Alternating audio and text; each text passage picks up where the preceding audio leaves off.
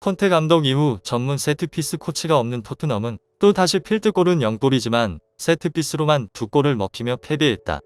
계속해서 경기마다 전문 세트피스 코치가 얼마나 중요한지 보여주고 있지만 포스테코글루 감독은 그것은 중요한 게 아니라며 부정하고 있다. 결국 손흥민이 옳았습니다. 손흥민은 아스날 경기 이후 인터뷰에서 자신들의 세트피스 부족함을 인정하고 개선해야 한다고 말했고, 그 뒤로 제일 먼저 개선이 됐어야 했지만 자신의 고집대로 밀어붙인 포스테코글루 감독 덕에 토트넘은 또 다시 첼시에게 세트피스 골을 헌납하며 패배한 모습입니다. 현재 첼시와 경기 이후 반응들이 쏟아지고 있습니다. 대체로 이대로는 더 이상 안 될 것 같다. 계속 기다려왔는데 못 참겠다. 세트피스에서 득점도 못하고 실점만 하는데 왜 중요성을 모르지? 등의 부정적인 반응들이 대부분이었는데요. 토트넘이 아스날전에 이어 첼시전에서도 마찬가지로 또 다시 필드골은 0골이지만 세트피스로만 2골을 실점해 그대로 패배했기 때문입니다. 아스날전에서도 세트피스로 실점한 토트넘이었기에 세트피스가 취약하다는 점이 절실히 드러났던 경기였는데요. 그 후에 이런 점을 개선하고 경기에 나서야 했던 토트넘이지만 포스테코글루 감독은 그렇지 않았습니다. 포스테코글루 감독은 아스날 경기 후 인터뷰에서 세트피스로만 실점을 했는데 어떻게 생각하냐는 질문에 그것도 문제가 맞다. 만약 그걸로 인해 다른 팀들과의 실력 차이를 줄일 수 있었다면 난 거기에 모든 것을 쏟아붓고 개선하려고 했을 것이다. 하지만 나는 그렇게 생각하지 않는다. 그것도 중요하지만 우리에겐 더 중요한 것들이 많다. 나는 따로 한 분야의 코치를 두는 것을 좋아하지 않으며 그것이 맞다고 생각하지도 않는다. 오히려 모든 코치들이 하나가 되어 다같이 개선하는 것이 맞다고 보기 때문이다.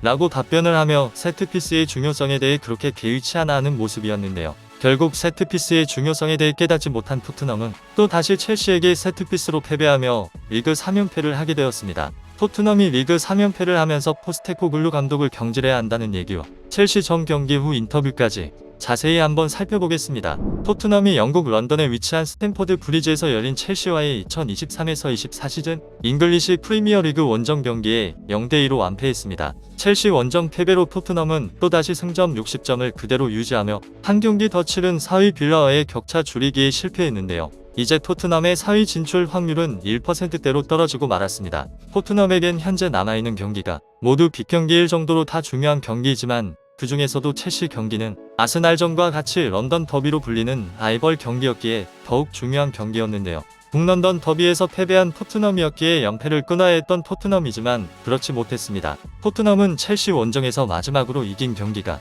2018년일 정도로 상대 전적이 좋지 않았는데요. 이를 위해 더욱 열심히 갈고 닦아 반드시 승점을 챙겨와야 했습니다. 경기 전 인터뷰에서 첼시 감독인 포체티노는 우린 이미 토트넘 원정에서 승점을 챙겨온 바가 있다.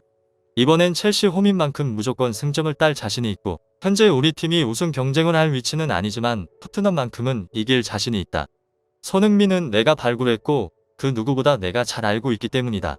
토트넘은 스탠포드 브리지에서 또다시 좌절을 맛보게 될 것이라며 토트넘의 강한 첼시 팀의 감독답게 반드시 승리할 수 있다는 강한 자신감을 보여주기도 했는데요. 그렇게 토트넘에게 지옥의 일정 중 하나인 첼시 경기의 라인업이 발표되었고 최전방에는 손흥민, 히샬리손, 존슨 3선에는 클루셉스키, 비수마, 사르백은 왼쪽에 로얄 판더펜, 로메로, 포로로 구성되어 있었습니다. 지난번에 나왔던 벤 데이비스와 베르너가 부상으로 시즌 아웃을 당하면서 베르너 대신 존슨이 벤 데이비스 대신 로얄이 나온 모습이었는데요. 경기는 시작되었고 초반에는 잘 막아내는 토트넘이었습니다. 전반 5분 첼시의 빅찬스였는데요. 1대1 기회를 맞은 잭슨이 키퍼 사이로 슈팅을 했고 다시 튕겨나온 공을 판더펜이 슬라이딩 태클로 공을 걷어내면서 잘 막아냈는데요. 전반 18분 첼시도 막아냈습니다. 오른쪽 측면에서 존슨이 낮고 빠른 크로스를 올렸지만 상대 키퍼가 히샬리송에게 닿기 전에 차단하면서 슈팅 기회를 막아냈는데요. 이것이 토트넘의 가장 강력한 필살기입니다. 저렇게 사이드에서 갑자기 낮고 빠른 크로스를 올리게 되면 순간적으로 지나가기 때문에 수비수들이 막기 힘들고 그렇게 된다면 골로 이어지게 되는 거죠. 이런 부분을 조심해야 합니다.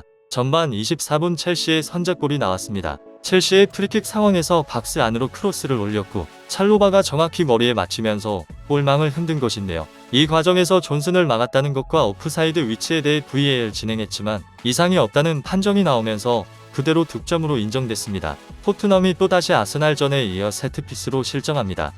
두 경기 연속 세트피스 실점이네요. 다시 한번 느껴지는 세트피스 코치의 중요성입니다. 토트넘은 언제쯤 세트피스 코치를 가질 수 있을까요? 전반 추가 시간에 토트넘은 만회하기 위해 노력했지만 사르의 슈팅이 골대 옆으로 향하면서 득점으로 이어지진 않았는데요. 그동안 토트넘은 전반전에 1실점을 해도 후반전에 180도 달라진 모습을 보여주며 역전승을 가져갔지만 시즌 후반기에 들어서면서 그런 모습도 보이지 않았습니다. 후반전이 시작되었지만 여전히 분위기는 첼시에게 있었는데요. 후반 16분 포로가 직접 박스 안까지 들어간 뒤 슈팅을 가져갔지만 상대 키퍼가 쳐내면서 득점으로 이어지진 않았습니다. 토트넘은 후반 18분에 교체 카드 을 한꺼번에 쓰며 어떻게든 동점골을 만들기 위해 노력하는 모습이었는데요. 후반 24분 토트넘이 빅찬스를 또 다시 놓쳤습니다. 손흥민이 왼쪽으로 공을 내줬고 공을 잡은 존슨이 또다시 크로스를 올려 반대쪽으로 보내는데 성공했지만 로얄이 받지 못하면서 골로 이어지지 않았는데요. 후반 28분 첼시의 쐐기골이 나왔습니다. 첼시가 또다시 좋은 위치에서 프리킥을 얻었고 공이 골대를 강타하며 다시 나왔지만 잭슨이 헤더로 밀어 넣으면서 골망을 흔들었는데요. 공을 걷어내기 위해 손흥민 선수와 호이비에르가 달려갔지만 서로 경로가 겹치면서 타이밍이 맞지 않았습니다. 후반 추가 시간에 벤탄쿠르가 슈팅을 했지만 또다시 슈팅이 골대 옆으로 향하면서 득점으로 이어지지 못한 채 경기는 그대로 마무리되었는데요. 토트넘은 아스날전에 이어 또다시 2대0 참패를 당하고 말았습니다. 경기 후 전문가들은 자신만의 고집으로 밀어붙이고 있는 포스테코글루 감독에 대해 비판하기 시작했는데요. 토트넘의 포스테코글루 감독은 시즌 초반에는 10경기 무패라는 전적을 세우며 아주 좋은 성적을 내고 있었지만 이는 결국 포스테코글루 감독의 전술이 좋았던 것이 아니라 메디슨과 비수마, 손흥민 등 선수들의 기량이 최고로 좋았기 때문에 나올 수 있던 것입니다.